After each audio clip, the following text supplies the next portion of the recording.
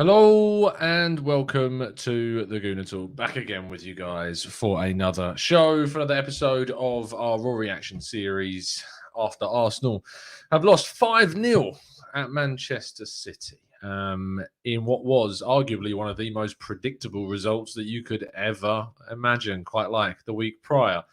Arsenal are far and away absolutely underprepared for the Premier League season, and any hope of even I was going to say top six, but I'm tempted to say top half finish at the moment in time looks exceptionally far off. Yes, 3 games is all that it is. But if you remember, we played a promoted team on the opening day of the season and looked utterly second best. Today, we looked like a Sunday league side in comparison to the champions, which, considering who we are, still takes some quite bit of doing.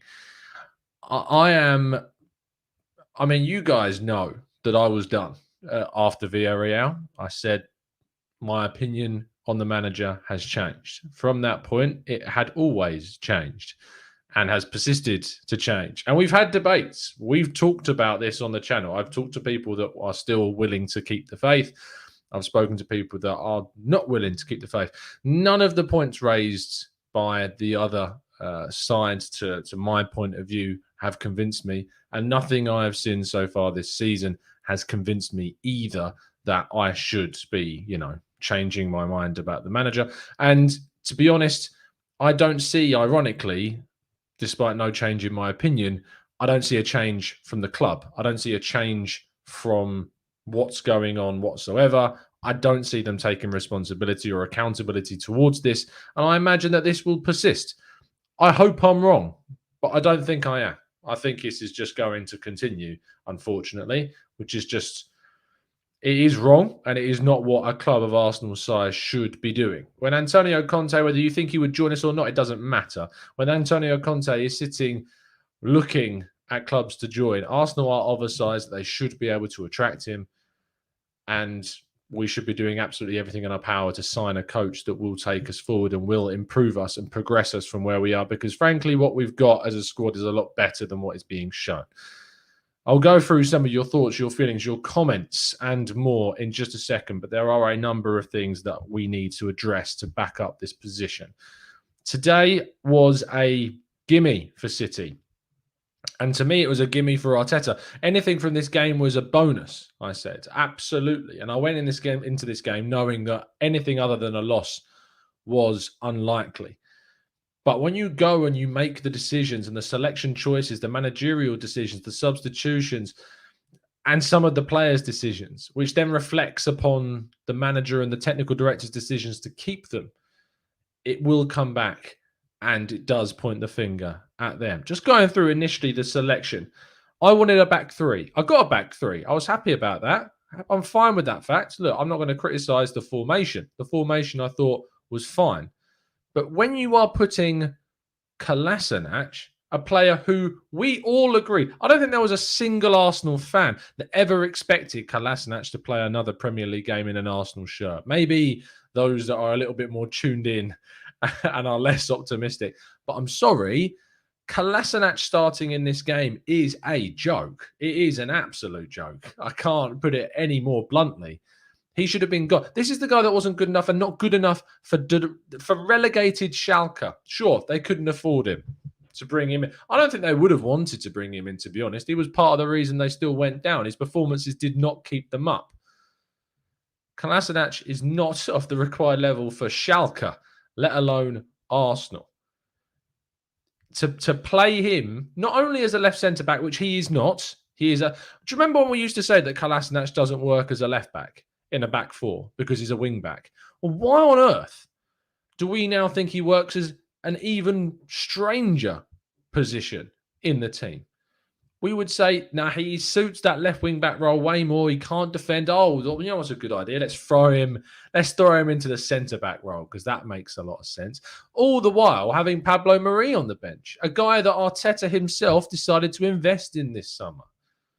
Sure, Pablo Mari got turned inside out against Lukaku. It's Lukaku for starters. But the fact of the matter is Pablo Mari is a natural centre back. He's also left-footed.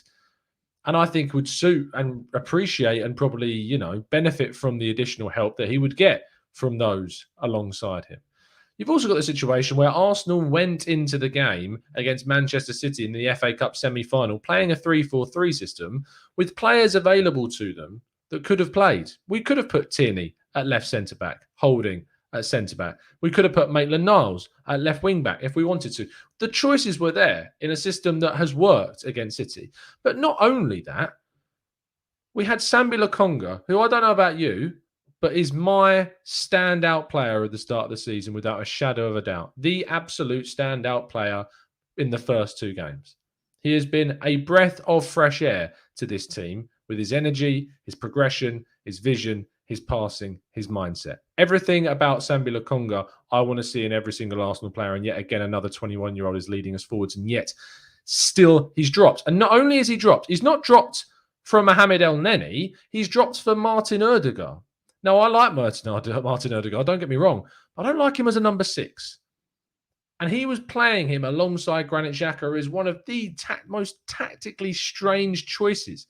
Although I say that, he was pretty much playing in the number 10 role for most of it, because guess what? That's what his position is, which meant it left Granit Xhaka alone, as a lone player, the only defensive-minded central midfielder in the team at the Etihad. It is staggering that these selection choices are being made. You've got, and all the while, it being in replacement of our standout player of the first 2 games. Cedric being picked at right wing back. Cedric is a very average footballer. Very, very average. And not only that, he was responsible for a marginal onside call against Chelsea because he was out of position. And again, he was guilty of being and catching those players onside in the Man City goal as well. Twice, Cedric costing Arsenal goals through his poor positioning in a right wing-back role, no less. Not the right-back position. Like, he's got an excuse to be further up the pitch. Why is he still playing players onside? It makes no sense to me whatsoever. And what frustrates me again is the fact that after the match, there wasn't accountability, there was finger pointing. After the match, we went from let's be accountable for our actions, poor team selection, I got the decisions wrong, I got the team wrong. Oh no, we're going to point a finger at the referee for the Laporte situation. We're going to point a finger at the referee for the Xhaka situation. No, I'm sorry, it doesn't matter. I may agree with you that if you're going to give a foul on Kolasinac for his, hand on Jesus later in the game, surely you have to rule out the second goal. But we're not going to do that because, frankly, it's rather embarrassing to try and come up with excuses as to why we lost this game, because City were winning this by a hatful, no matter how many goals we had fortunately ruled out or not. Then we go to Granit Xhaka. Now, I'm going to hold my hands up here. I'm going to hold my hands up to you, which with a green screen looks strange. I tried to make sense of the contract renewal. I understand also not accepting 9 million quid. I get that. I was like, okay, look, we're extending him. It's only a year extension plus an option year. I kind of get that. But the problem is, look, I'd resigned myself to losing Xhaka. I really had. I'd made peace with it. As far as I was concerned, he was gone and we were bringing someone else in. And at the same time, while I appreciate everything that Granit Xhaka does and his passing, his progression, things I talk about myself, we need better than that. You know what you're going to get from him. That's his 4th red card, I think, for Arsenal. We know how many errors he makes leading to goal. So I'm sorry that I tried to make sense of the contract. It's what I do. It is what I do. I try to make sense of the decisions that the club makes through my own blind optimism sometimes. But you know what you're going to get from him. And that was just a classic Granit Xhaka, out of control, red card. And I think it was João Cancelo who was on the end of it. If João Cancelo had planted his foot prior to there being contact, that could have been a leg-breaking incident. And I was staggered to see the amount of people that felt it wasn't a red card. I really did, because it is one of the most dangerous challenges you can do going into foot. And it's the reason why players' careers get ended is because of challenges like that. And he was right to go. And what staggered me again, we're still going with these criticisms, by the way. I will get to your comments. that at 2-0, 2-0 is a scoreline in any other game. You'd be like, okay, we got a chance to come back from this, whatever. We didn't. We were against City and we were awful. We didn't have a chance. But tactfully, if you are a manager and you've lost your only defensive-minded centre mid and your only centre midfielders that are left on the pitch are all number 10s, as in Saka, Smith Rowe, Erdegaard. Saka can play whatever. Doesn't matter. Attacking players. You don't bring on the sub then. Why are you not reacting in that moment? Why is it captain hindsight all the time? Why did we not bring on El Neni or Lokonga in that moment? It made no sense. No sense whatsoever. At the end of the day, I'm just looking at my notes now because I know that there are other issues. The Aubameyang substitution for Lacazette, what does that change? Absolutely nothing. There is no reason for this to continue. We can all talk about we're missing Ben White, we're missing Partey, and they are it, really. Like, it is two players. You can say when we didn't play Lokonga, Gabriel could play too, but, I don't see us getting any better based off those players, really. I don't see the patterns of play. Gabriel and Partey are available during the second half of last season, and whilst our form improved, when you look into the results, a lot of things were still very, very wrong and still were very much part of the Villarreal issues. This ain't getting better. It's just not worth. It's just not worth it anymore. And any big club, any club, I don't know. I keep saying the word big club. Any club would move on from this right now, and I just don't see that happening. Let's get your thoughts and your comments, your queries, your questions in the chat box. We're going to stick around for a bit longer. Of course, I'm well aware of the fact that the Liverpool game will be continuing very, very soon. A lot of chaos at the end of that fixture. I thought it was a red card and a handball, by the way. Let's go. Paul says, Tom turned heel on Arteta. This is funny. Like, I said this months ago. Like, I said after the Villarreal game that he should have gone, and yet I don't understand people thinking I've only just changed my mind. I've had this mindset for months. I really don't get it. It's still strange. People associating me thinking that I've wanted Arteta to stay at the start of the season and beyond. After Villarreal, I was done. Chat box will tell you. I was done. I was ready to change coaches.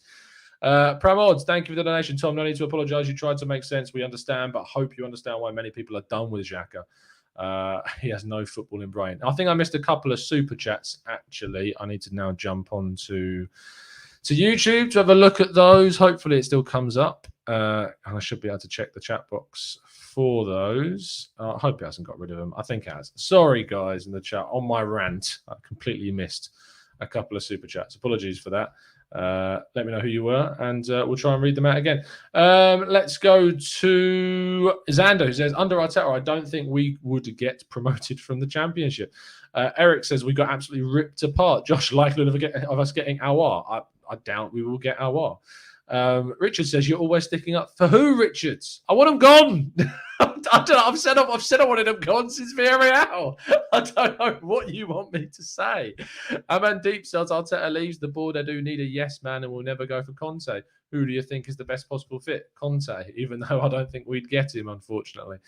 South London's Finest B says, I don't mind Xhaka staying, Tom. If he was part of a squad, but we needed an upgrade, and it was so obvious for everyone to see from apart from Edu and Arteta. And I said that myself. We needed an upgrade, desperately needed an upgrade. Mr. Joker, I'm sorry about that, mate. If you throw in your next comment, Joe, I will read it out as long as I can spot it. There's quite a lot of you in it. Peter says, my issue is the defensive organisation. There's a lot worse defenders playing for worse teams, but their organisation makes them hard to break down. Ours is easy. You're absolutely spot on, mate. Absolutely spot on. Dave said, who would want to manage this lot? I agree with you, mate. Who would want to? Who would want to manage this lot right now? Because, I mean, even Aubameyang's coming out, a fair play to him, by the way, for doing an interview, coming out and saying the players play with no pride. What is that? What is that? Arsenal's footballers not playing with pride now. Kieran Tierney led a group of players over, led them himself, whilst others went off and, went and cried down the tunnel for their poor performance. Kieran Tierney took a group of players over, and fair play to them, to clap the fans that have made the trip up to the Etihad for the game. And like that boy deserves so much more, so much better. He kept running, kept going the entire game, and I really, really genuinely felt bad for the guy. Iron Cub says, my favourite thing about Arteta when he came in was that he seemed to be possible to grind out a result out of these tough games, mainly because of the players' mentality. That seems to have completely gone. Alex McCarthy says, my argument to this rebuild process is that this business is a result dependent. If we're not getting results or performances during this rebuild, then it renders the process absolutely pointless. I agree with you. You have to see progression. I understand the process behind bringing in young players and improving the squad and addressing those key areas. But if you're not playing well, if you're not getting what you need to get from the team, then what on earth are you supposed to show for it? If you're part of anyone who's in a full-time job will know, if you're not proving your worth, if you're not showing progression, if you're not showing that you're having an impact on the team, on the company, on where you are, you don't keep your job. You are moved on and replaced with someone that can get better results because you're not doing a good enough job. And no matter how many new staplers you buy or computers you upgrade or software you install, if you're not getting the best from it, someone else can do a better job than you. And a company should act. And that is what Arsenal are. Let's be real. Arsenal are a company now. Tom Sabol says, thank you ever so much for the donation, mate. I had a better chance of scoring with the bartender at the pub this morning. I think we should have played a 3-5-2 Lukonga instead of Xhaka. Tom, I'm not sure we played that badly, mate. Zamir says, how on earth did he think two attacking midfielders would track runs made by Man City's midfielders and we leave a natural defensive midfielder who can do that job on the bench? Absolutely baffling. Vashan says, I'm not Arteta in, but getting rid of Arteta won't do anything. Look, I do agree with this point of view to an extent. I do agree that a lot more in the club has to change more than just the manager, but I'm sorry, Vashan. I think a lot will change. To say it won't do anything, I think is very much underselling what a coach like Conte could do to this Arsenal team. Like this, for me, I'm not seeing anything. I'm not seeing anything managerial. I'm not seeing anything tactful. I'm not seeing triangles. I'm not seeing movement. I'm not seeing a system. I'm not seeing a style. Other coaches can implement those things without additions of transfers, without investment, without changes going on to the squad. Coaches are capable of doing that. So I don't agree with you to say that nothing will change and it won't do anything. Because it will, because that's how football works. You can get a better tune from players under different coaches. It just isn't working right now. Iron Cubs Telegraph posted Arsenal's players will be holding crisis talks. They posted the same thing a few years before Emery got sacked. I mean, I've heard about crisis talks before. Loads of times we've heard crisis talks. Didn't the players have a big bust up in the training ground? Big arguments, raised voices, gesticulations. Like, we've heard this before. Nothing's changed. These guys need a leader, and it's not coming from the coach. And there's rather not enough leaders in that dressing room to change things around. Christopher Smith says they will give him to the North London derby, I'd guess, hoping they have some feelers out for prospective candidates. Pepper Pig says our play starts from the back and both centre-backs were out. It doesn't matter. It doesn't matter that they were out. It's not an excuse. It is not, and it is, and I use that word very lightly, and I really do get irritated when people use the word excuse sometimes in certain scenarios. But a 5-0 defeat and a 3 at the back with defending like we saw is not an excuse when you don't have Wyatt and Gabriel. Remember that Wyatt got dominated against Brentford. Like, he didn't have a good game. If we had the Wyatt that we saw against Brentford, I know he's a lot better than that, but say we had the Wyatt that performed against Brentford in today, I don't think it makes too much difference.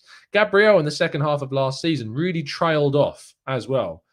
Really trailed off. And if we had the Gabriel from the second half of last season in today, I don't think too much changes either.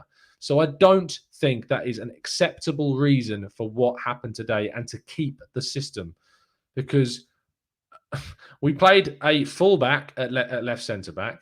We played arguably a half fullback in Chambers at right centre back that play out from the back, that have passing abilities. They're not duds. Like they're not players that have no ability at all. It's not like the difference between Chambers and White is absolutely astronomical. The difference between between Holding and Gabriel is not astronomical.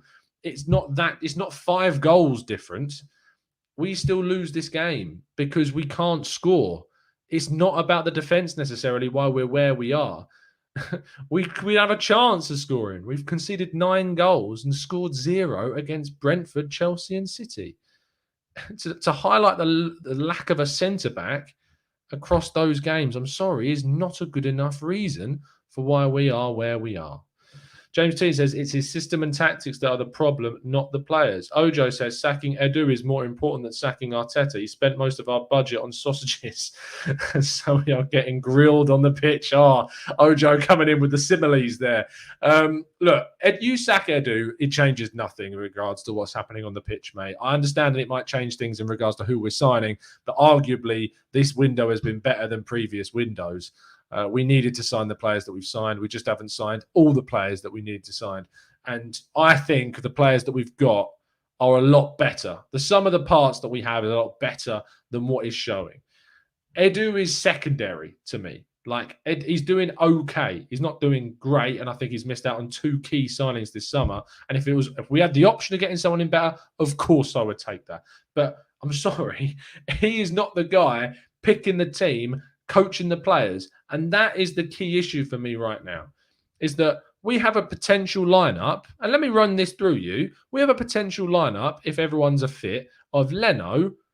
Let's say, right back is the dodgy situation, is it? But let's say we have a potential lineup of Leno, one of Bellerin, Chambers, Cedric, or Maitland-Niles. Take your pick. Ben White, Gabriel, Tierney, Lokonga and Partey, Erdegaard, Smith Rowe, Bukayo Saka, and Pierre-Emerick Aubameyang. That's a very decent 11 of players, in my opinion. But I don't think, given that to Arteta, he would still get much of a tune or a top 6, maybe higher finish out of them. But I do think, based on just evidence that we are seeing week in, week out, that another coach would get that for me. Also, I'm going to highlight this. Mesut Ozil, take a good damn look at yourself and sort your life out. Really, tweeting that out. What is that? What is that? That's embarrassing. I think Jared summed it up better. I'm going to give Jared a shout out here. If you don't know what I'm talking about, Mesut Ozil thought it'd be funny to tweet out, trust the process, with a sad face and a broken heart emoji. Let me find Jared's response because it summed it up perfectly for me. Jared, who is a beloved member of ours and regular guest, says, our effort today was reminiscent of the effort he gave in his last 2 seasons at Arsenal. That's perfect. Absolutely perfect. As if he has any leg to stand on. What did he score his first goal for Fenerbahce the other day? Look, I appreciated Ozil for the things that he brought in the first. I defended the guy a lot. But what is that? What is that? What is that? Unbelievable levels of just, words I'd rather not use. Neil Cooper says, we're clueless and are completely unrecognizable to what we once were. There are so many things that need fixing. Dabo says, I've taken a lot of Arsenal losses because they are lost with purpose. But today's loss was a tough one to take because there is no heart, fight, or purpose in the match. Michelle, I'm not blaming Ozil. I've just sat here for 22 minutes and explained all of the reasons why we lost. Explain it. And look, this goes to show you that I will not differentiate between the opinions of my members and the opinions of anyone else in the chat, because I disagree with you, Vishal, massively. I've sat here for 22 minutes breaking down why we lost, putting the blame on Arteta, explaining why we lost, explaining analytically why we did not pick up what we needed today. If I make one comment about Mesut Ozil's tweet, it does not mean I am blaming Mesut Ozil. Seriously. Taylor says, honestly, if Arteta won against Brentford and still lost to Man City and Chelsea, then I would argue Arteta in. But 3 losses and 0 goals, Conte in. Let's not spam the chat, please, guys. Thank you. Let's go to Rahil says, I was drinking liquor after seeing Arsenal went 4-0 down. Let's scroll up a little bit more. Vignesh says, Pep praised Arteta on every post-match conference except that FA Cup loss. That guy is an egotistical and lying sociopath. Don't take his words. Vignesh, that's very harsh. I just think he's backing up his mate, to be honest. That's all I think it is. I don't think it's sociopathic tendencies at all. Alex says KSC oversaw an inexperienced coach win trophies for one of their franchises. That's the reason they chose this route. However, this doesn't work in football. KSC are clueless. Iron Cubs says, I don't think we should necessarily be blaming Edu. Arteta wanted Erdegar, so we got Erdegar. Arteta wanted White, so we got White. Arteta wanted Ramsdale, so we got Ramsdale. It's an excellent point. Edu is putting into plan things that he and Arteta have discussed together. Amadeep says, do you see us panic buying Basuma and a right back? To be honest, no. No, I don't see that happening. I think Arsenal will struggle in the latter stages of the window to do anything. Let's go to Saint. I'm sorry, I missed your super chat. I'm sorry, nothing came up for me, mate. I apologize. I apologize. You put in the next one, I'll read it out. Vishal says, as in just a normal comment, not a super chat. Forgot to tag the commentator. It wasn't for Ozil. Oh, sorry, mate. Sorry, Vishal. I went in on you there. Matt Thornton says, what do you think about Arteta looking stupid, not keeping Saliba? Mad, giving him a chance. I'm not saying he would have made that much difference, but he can't do any worse. Look, I agree that I don't think Saliba could do any worse than what we've got. I still would have sent him out on loan because I don't think Arteta would have picked him. I don't think Arteta picks him over any of the players. If he's starting Kolasinac right now, what hope does Saliba have of getting into this team? What hope is there for that? There's nothing. So I wouldn't have begrudged the idea of sending Saliba out alone because I don't think he's going to get played under this manager. And I'd rather, if Arteta is going to get sacked this season, I'd rather Saliba got a year away playing week in, week out, come back for the new coach and prove himself to him. That's what I'd rather takes place. Sam says players who may have wanted to join before the start of the season will be second. Absolutely. Do you remember the links to Bernardo Silva? Bernardo Silva reportedly pretty much laughed off the idea of moving to Arsenal, and who can blame him? Machiavelli says, Tom, what do you think of Arteta's tactics for today with that lump? I have absolutely no idea, mate. Honestly, I cannot work out why playing Xhaka as a lone six against Man City and Kolasinac, who shouldn't be a left-back, let alone a left centre-back, I can't work it out. It makes absolutely no sense to me whatsoever. Alex says, I'm worried about our kids will want out at the end of the season if this continues. And who can blame them? Tom says, Arteta not picking Saliba over Kolasinac says it all. I don't disagree with that observation. TP says, honestly, think Ramsdale would have done better in some situations where Leno crumbled. Look, we can all say about goalkeepers. I thought Leno against Chelsea did pretty much everything that he could. He made an amazing save against Lukaku. I don't think Ramsdale changes the result today, to be honest. Rashan says, Tom, let's say that you are the board right now. What changes would you make? Arteta out, Conte in, bring in a right back, bring in a centre midfielder, spend some bloody money. And I know we've spent it. Spend some more because we need it. Rahil says, I think it's the best time for Arsenal to replace Arteta during the international break. I don't want Conte, but who else is there? Thabo says, Arteta is breaking all sorts of records since he's been in charge of Arsenal. Hopefully, if he stays, he'll start breaking the right kind of records. I doubt it, mate. I very much doubt it. Tony, Arteta wanted a win, but he never got that. It's an understatement of the year, Tony. Let's see. Harvey says we need to spend it on starting players. Exactly. That's what we need, and we're not going to get it. And says, I believe Arteta's tactics are in his head, and he has no idea how to execute. I have no doubt that Arteta's thought process to get us what we need is there, but I have absolute no confidence in him being able to get it onto the pitch. It's as simple as that. Kofi says Conte is a serial winner who doesn't want a winner. WTF. Look, I don't know who would not want Conte right now. I can't understand the mindset to not want someone like Conte, as someone who genuinely gets the best out of every single team he goes to. I don't know why you wouldn't be up for that. Everyone talks about style of play. Look, we've got no style of play. We have no style of play right now. Conte has a style of play, and I'm pretty sure he didn't win the Serie A with Inter Milan playing 10 at the back, playing defensive football. No, he didn't win it like that. So let's be real about his achievements and what he's done. He didn't win the Premier League with Chelsea playing defense. Can you really win a league playing defensive football? I don't think so, because I'm pretty sure relegation teams try to get out of the relegation scrap playing defensive football, which looks like what we are trying to do now. That is probably going to wrap things up. Thank you so much, guys, for tuning in. Really appreciate your time. Apologies, it's been a bit ranty. I think you can understand the reasons as to why. I'll be back tomorrow morning at 8 a.m. for the latest Arsenal transfer show. as we round down to the final days of the window. In fact, tomorrow it'll be Sunday, Monday, Tuesday. I actually won't be able to do a live show at 8 a.m. on transfer deadline day, believe it or not, because I will be doing, I'm doing a 6 till 6 shift over at Football London. So there'll be a show in the evening, and I might put a show out late on Monday evening. But it could be tricky to do that. We'll see what happens. I'll be back with you guys tomorrow morning, though. Promise. Just honestly, spend your evening doing something else. This week, international break is now. Look, do something else with your life. Separate yourself from Arsenal, other than watching this show, obviously. But just, detox. Really have and enjoy some other things in your life other than football, because it's important that you do. It really, really is. It's been an absolute pleasure. I'll see you very, very soon. And as always, up the Arsenal.